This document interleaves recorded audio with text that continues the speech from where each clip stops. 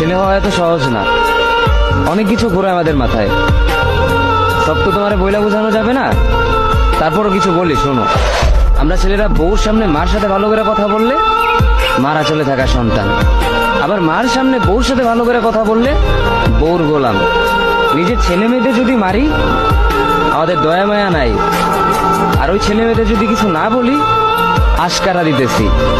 নিজের বউরে দিয়া যদি জব করাই সেই ক্ষেত্রে আমি বউর কামাই খাই, আর যদি বউরে দিয়া জব না করাই আমি সন্দেহ করি। সারাদিন ঘরের বাইরে থাকলে আমরা ভাদাইম্মা, আর যদি ঘরের ভিতরে থাকি তাহলে বেকার, কাজ কাম নাই। আর এই তোমাদের মেয়েদের গায়ে যদি আমরা ভুলেও টাচ করি না আমরা নির্যাতক, আর যদি তোমরা মেয়েরা আমাদের গায়ে হাত তুলো আমরা কাপুরুষ।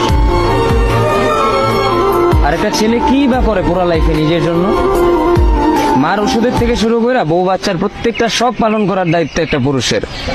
কিন্তু কি লাভ এত কিছু কইরা? দিন শেষে একটা ভুল করলেই সবাই ভুলা যায় যে কে কি করছে তার জন্য।